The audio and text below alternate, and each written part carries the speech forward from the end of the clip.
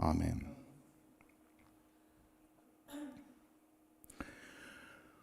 This story appears in 3 of the Gospels, Matthew, Mark, and Luke. They all tell this story that basically someone comes and asks Jesus a question, he answers the question. Each of them has their own little spin on it, of course, where they place it, what the context of it is. Little bits of information are slightly different to help us understand a little bit better. The language is a little bit different. In Mark's account, Jesus' answer quotes the Shema, which is a prayer that Jews recite daily in the morning and the evening, which you would know and you would do if you were a first century Jew. There's also something else interesting about this response that you would know if you were a first century Jew, and that is commandment. We automatically think of command. It's the root of commandment, right? And it's an order, it's a rule, it's a law. Jews might well have understood that a lot differently, though, because the commandments, and not just the 10, but the hundreds and hundreds of laws that govern their daily lives are about that. They're not just about behavior, they're about how you live. They're meant to help you live with God a better life. We might understand the language a little bit differently, especially when you start using the word law, because law sometimes isn't about justice anymore. It's about following the letter of the law. And you may recall how many times Jesus said, it's not about the letter of the law. It's about what is at its heart, which is particularly appropriate with this response. Because Jesus says, love God. Number 1 commandment, most important one, the greatest commandment, love God. And, by the way, love your neighbor as yourself. Love God, love your neighbor, love yourself. It's like a little trinity, isn't it? We were talking about Trinity last week because it was Trinity Sunday, and we tend to refer to the Trinity, of course. Traditionally, we refer to it as Father, Son, Holy Ghost, or Spirit. But there are different ways that we understand that now, and different language that we use, isn't there? There's Creator, Redeemer, Sustainer. There's Creator, Christ, and Spirit. There's love, beloved, and love between. There's different ways that we understand the relationship because that's what it's about. It's a relationship between those 3 that are one. And here's Jesus using that very thought. God is one, and God is love your neighbor and love yourself. And notice the order that they're in, too, because I don't think that's a mistake. Right? When we talk about God and we talk about God as a Trinity, we talk about God the Creator, Christ, and Spirit. And here's Jesus saying God, neighbor, self. The neighbor comes before you. Not because you should love your neighbor and that's how you love yourself, or because loving your neighbor means you love yourself. That's Jesus pointing out that the relationship of God, neighbors, and ourselves are so intimately connected that we cannot lose sight of the fact that we live in the context of community. The very community he's talking about. God, all our neighbors. Actually, there's a better way of saying that, thanks to Indigenous people. All my relations. When Indigenous peoples in North America say all my relations, they don't just mean people either. They mean all of creation, all of the animals, all of the living things in creation. Love God, your neighbor, and yourself. You need these 3 things. You can't love yourself and not love your neighbor. In fact, let's start that differently. You can't love at all without you love God, because God is love from the very beginning, and God is in all things, all my relations, all of creation from the very beginning. You need all 3. You can't love God and not love your neighbor. You can't say you love your neighbor but not love God. You can't have one of those things stand by itself and say, oh yeah, that's love, without acknowledging the other two and what that relationship can mean. And by the way, as simple as that sounds, Jesus does not say, love God, love your neighbor, love yourself. It's really easy to do that. You should have no problem at all. Because it isn't, and Jesus knows that. In Mark's account, so does, apparently, the person who asked the question. You know, you often hear this story in the context, and I think it's Matthew that we can thank for this, that it was a test. They were trying to catch Jesus out because, what if he answers incorrectly? What if he says something that the Pharisees can then say, oh no, that's wrong, sorry. But in Mark's account of the story, it's not a test. The person who asks the question hears them having a conversation. There's a debate going on. There's a really good conversation. And so he jumps into it and says, what's the greatest commandment? Jesus answers the question, and then the person says, that's right. And not just the love God part, but the love your neighbor and yourself. These things are way more important than any burnt offerings or sacrifices. In other words, the very idea of love is greater than all of the rituals, all of the structures, all of the things that we do, all of the behaviors that we do. I think this is actually the biggest learning from Mark's account of this exchange. Because if someone were to ask you, without benefit of having lived in the first century, if someone were to have asked you, what's the greatest commandment?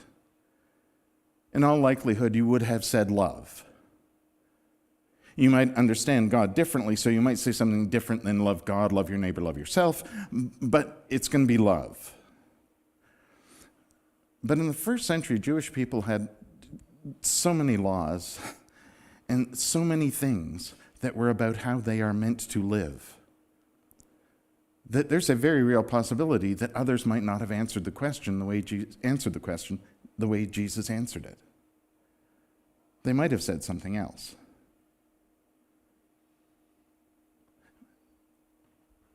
Because all of those laws and commandments are about how to live. They're not how to control people. They're not how to make people do exactly what I think they ought to do. I think they ought to do. It's not about that. It's about how you live your life in relationship with God. So whatever the answer is that anybody else might have given, it still would have been heard as loving God because that's how you live. It's your life.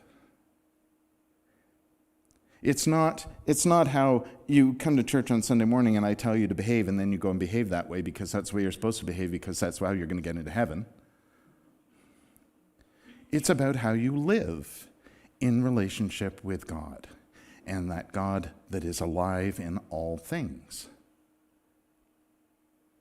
That's what Jesus is about. Jesus is about showing you the divine that's in you so that you can live that too. So the guy says, that's right, Jesus, and it's more important than all of this stuff. So if you look at the world around you, and you look at all of the different religions and everything, you might want to ask a question and be discerning about this. And you might want to be discerning about, is that love?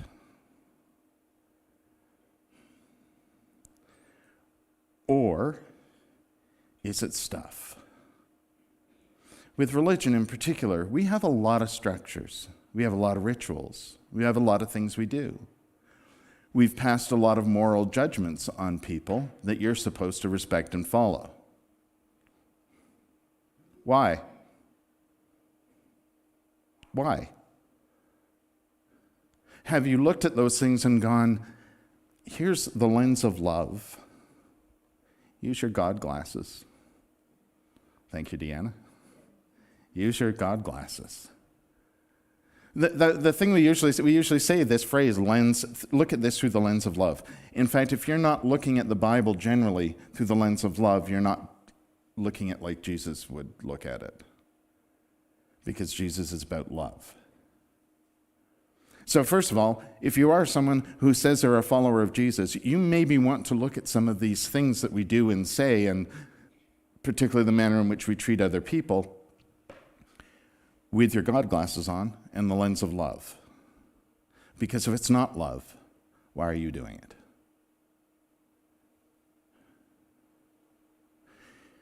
I want to extend that past religion too, though. Look at the world around you. Look at society in general. However we understand God, you don't even have to use the G word. If what's happening is not love, why is it happening? Why is it happening? Because love isn't, however you understand God, love is what is not just God, but between God and us and creation and all of the world. That's what Jesus is trying to say. It's about love. And love means understanding and compassion and grace, all of the things that Jesus lived in his life. The things that give life, that respect life, that are justice for life. Not law, but justice.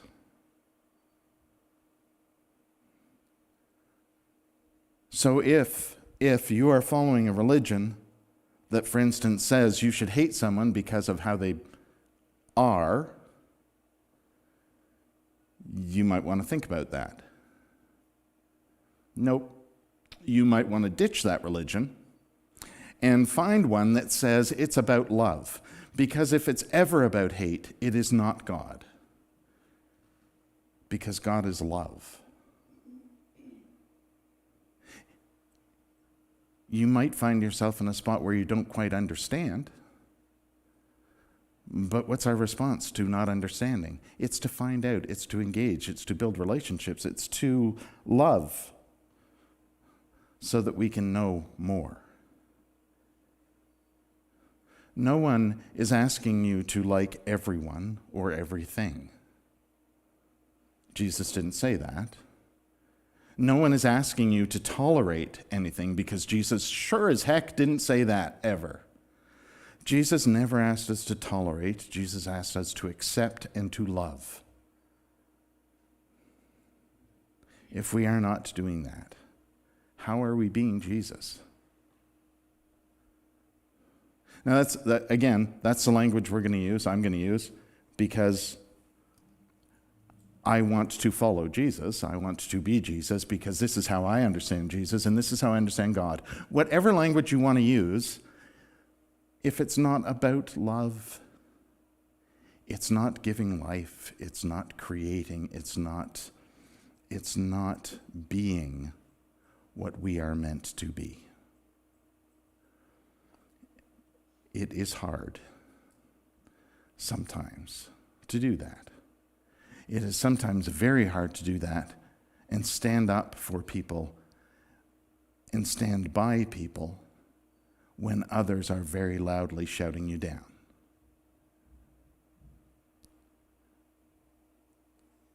Jesus didn't say it was easy. He said we need to do it. Because it's about love. And love is more important than all of this other stuff, all of these other structures, all of these other rules and laws and things. Because at its heart, how we live is exactly that. It's about love. However we are, whoever we are, whatever journey we are on to discover that, it's about love.